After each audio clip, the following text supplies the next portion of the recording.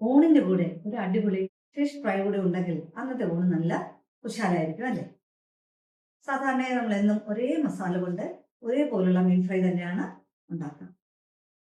ഇന്ന് നമുക്ക് അതിൽ നിന്ന് വ്യത്യസ്തമായി ഒരു സ്പെഷ്യൽ ഫിഷ് ഫ്രൈ ട്രൈ ചെയ്താലോ? Welcome to Beena secret flavours. ഇന്ന് നമ്മളിവിടെ ചെയ്യാൻ പോകുന്നത് ഒരു സ്പെഷ്യൽ നെയ്മീൻ മസാലയാണ്. നല്ല എരിവും പുളിയും നല്ല മസാലയും ഒക്കെയുള്ള ഒരു നെയ്മീൻ ഫ്രൈ. അതിൻ്റെ മസാല മാത്രം മതിയാകും നമുക്ക് എത്ര ചോറ് വേണമെങ്കിലും കഴിക്കാം. അപ്പോൾ എങ്ങനെയാണ് ഈ ഫിഷ് ഫ്രൈ എളുപ്പത്തിൽ ഉണ്ടാക്കുന്നതെന്ന് നമുക്ക് നോക്കാം. നമുക്ക് മറ്റ് ഫിഷുകൾ വെച്ച് ഇതേ റെസിപ്പി ഉപയോഗിച്ച് മീൻ ഫ്രൈ ഉണ്ടാക്കാവുന്നതാണ്.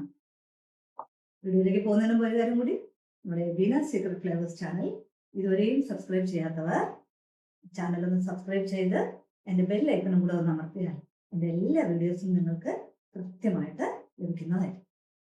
അപ്പോൾ നിങ്ങളുടെ കമൻസിനും ഫീഡ്ബാക്കിനും വളരെ ഇമ്പോർട്ടൻസ് ഉണ്ട്. അപ്പോൾ നിങ്ങളുടെ ഫീഡ്ബാക്ക് എല്ലാം കമൻ്റായും ലൈക്ക് ഷെയറായും തന്ന് പ്രോത്സാഹിപ്പിക്കുമെന്ന് പ്രതീക്ഷിക്കുന്നു. അപ്പോൾ നമുക്ക് വീഡിയോയിലേക്ക് പോയാലോ? ഞാനിവിടെ നെയ്മീനിൻ്റെ വലിയ 2 കഷ്ണങ്ങളാണ് എടുത്തിട്ടുള്ളത്. രാവിലെ തന്നെ മഞ്ഞളും മുളകും ഉപ്പും കുരുമുളകും പുരട്ടി മാരിനേറ്റ് ചെയ്ത് വെച്ചിരുന്നു. ഇനി ഇതോടൊപ്പം വേണ്ട മറ്റ് ചേരുവകൾ എന്തൊക്കെയാണെന്ന് നോക്കാം. ഒരു സവാള ചെറുതായി അരിഞ്ഞത്, ഒരു തക്കാളി അരിഞ്ഞത്, ഇഞ്ചി വെളുത്തുള്ളി പച്ചമുളക്, പിന്നെ മുളക് പൊടി കുരുമുളക് പൊടി, മഞ്ഞൾ, അല്പം പെരുംജീരകം, കറിവേപ്പില, മല്ലിയില, 2 കുടംപുളി. ഇത്രയുമാണ് നമുക്ക് വേണ്ട ചേരുവകൾ. ഒരു കടായി അടുപ്പിൽ വെച്ച് വറുക്കാൻ ആവശ്യമായ എണ്ണ ഒഴിച്ചു കൊടുക്കാം. ഞാനിവിടെ 5 ടേബിൾ സ്പൂൺ എണ്ണയാണ് എടുത്തിട്ടുള്ളത്. അതിലേക്ക് നമ്മൾ മസാല പുരട്ടി വെച്ചിരിക്കുന്ന 2 മീൻ കഷ്ണങ്ങളും ഇട്ട് കൊടുക്കാം. ഫ്ലെയിം മീഡിയത്തിലായിരിക്കണം. 2 മിനിറ്റിനകം തിരിച്ചിട്ട് കൊടുക്കാം. നമുക്കിതൊരു പകുതി വേവായി കിട്ടിയാൽ മതി. ഒരുപാട് മൂപ്പിക്കേണ്ട ആവശ്യമില്ല. 2 പ്രാവശ്യം നമ്മൾ തിരിച്ചും മറിച്ചും ഒക്കെ ഇടുമ്പോഴേക്കും നമുക്ക് ആവശ്യമുള്ള പരുവത്തിന് കിട്ടും. ഇപ്പോൾ ഏകദേശം പകുതി വേവായിട്ടുണ്ട്. നമുക്കിനി ഇത് എണ്ണയിൽ നിന്ന് കോരി മാറ്റി ഒരു പാത്രത്തിലേക്ക് വെച്ച് കൊടുക്കാം. ഇനി അതേ എണ്ണയിലേക്ക് തന്നെ നമ്മൾ അരിഞ്ഞു വെച്ചിരിക്കുന്ന സവാള ഇട്ട് കൊടുക്കാം. ഞാൻ മുഴുവൻ സവാളയും ഇട്ട് കൊടുത്തിട്ടുണ്ട്. അത് വീഡിയോയിൽ വന്നില്ലെന്നേ ഉള്ളൂ. ഇനി ഇത് നന്നായി ഇളക്കി കൊടുക്കാം. ഇപ്പോൾ ഏകദേശം അതിൻ്റെ നിറമൊക്കെ ഒന്ന് മാറി വന്നിട്ടുണ്ട്. അപ്പോൾ നമുക്കിത് ചേർത്ത് കൊടുക്കാനുള്ളത് നമ്മൾ എടുത്തു വച്ചിരിക്കുന്ന വെളുത്തുള്ളി അരിഞ്ഞതും ഇഞ്ചി അരിഞ്ഞതുമാണ്. ഞാനിവിടെ ഒരു 8 അല്ലി വെളുത്തുള്ളിയും ഒരു ചെറിയ കഷ്ണം ഇഞ്ചിയുമാണ് എടുത്തിട്ടുള്ളത്. ഇതൊന്ന് മൂത്ത് വരുമ്പോൾ 1/2 ടീസ്പൂൺ മഞ്ഞൾപ്പൊടി, 1/2 ടീസ്പൂൺ കാശ്മീരി മുളക് പൊടി, 1/2 ടീസ്പൂൺ ചില്ലി ഫ്ലേക്സ് എന്നിവ ചേർത്ത് കൊടുത്ത് നമുക്ക് നന്നായി മിക്സ് ചെയ്ത് കൊടുക്കാം. മസാല മൂത്ത് വരണം. ഇത് മൂത്ത് വരുമ്പോൾ നമ്മൾ അരിഞ്ഞു വെച്ചിരിക്കുന്ന തക്കാളി ചേർത്ത് കൊടുക്കാം. കുറച്ച് ഉപ്പ് കൂടി ഇട്ട് കൊടുക്കാം. ഈ അവസരത്തിൽ തക്കാളി നന്നായി ഉടഞ്ഞു വരണം. നമുക്കൊരു സ്പാറ്റുല കൊണ്ട് ഉടച്ചുകൂടി കൊടുക്കാം. ഇതിലേക്ക് 1/2 ടീസ്പൂൺ പെരുംജീരകം പൊടിച്ചതും കുറച്ച് കറിവേപ്പിലയും ചേർത്ത് നന്നായി മിക്സ് ചെയ്ത് കൊടുക്കാം. ഇപ്പോൾ നമ്മുടെ തക്കാളി ഉള്ളിയുമൊക്കെ നന്നായി വെന്ത് കുഴഞ്ഞു വന്നിട്ടുണ്ട്. അപ്പോൾ നമുക്ക് ഒന്നുകൂടി മിക്സ് ചെയ്തതിന് ശേഷം ഇതിലേക്ക് നമ്മൾ നേരത്തെ കുതിർത്ത് വെച്ചിരിക്കുന്ന 2 കഷ്ണം കുടംപുളി ഉണ്ടല്ലോ, അതിപ്പോൾ ചേർത്ത് കൊടുക്കാം. ഇതോടൊപ്പം തന്നെ ഒരു 1/4 കപ്പ് വെള്ളം കൂടി നമുക്ക് ചേർത്ത് കൊടുക്കാം. അപ്പോൾ മസാലയൊക്കെ നല്ലപോലെ ഒന്നുകൂടെ കുഴഞ്ഞ് മീനിൽ പിടിച്ചിരിക്കുന്ന പരുവത്തിൽ കിട്ടും.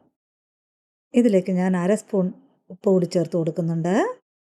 ഒരല്പം മല്ലിയില കൂടെ തൂവി കൊടുക്കാം. നമുക്ക് മല്ലിയില വിട്ടിട്ടൊരു കളിയില്ല, ഞാൻ നേരത്തെ പറഞ്ഞിട്ടുണ്ട്. അപ്പോൾ നമ്മുടെ മീൻ കുഴമ്പ് ഇവിടെ റെഡി ആയിട്ടുണ്ട്. ഇതിലേക്ക് നമ്മളിനി വറുത്ത് വെച്ചിരിക്കുന്ന മീൻ കഷ്ണങ്ങൾ 2ഉം ഇട്ട് കൊടുക്കാം. കഷ്ണങ്ങൾക്ക് മുകളിലേക്ക് മസാല കോരിയിടുക. അതോടൊപ്പം തന്നെ നമ്മളൊരു 1/2 ടീസ്പൂണോളം കുരുമുളക് പൊടിയും കൂടെ ചേർത്ത് അടച്ചു വെച്ച് കൊടുക്കാം. ഇപ്പോൾ ഒരു 2 മിനിറ്റ് കഴിഞ്ഞിട്ടുണ്ട്. മീൻ കഷ്ണങ്ങളും അരപ്പുമെല്ലാം നന്നായി കുഴഞ്ഞ് നല്ല പരുവത്തിന് വന്നിട്ടുണ്ട്.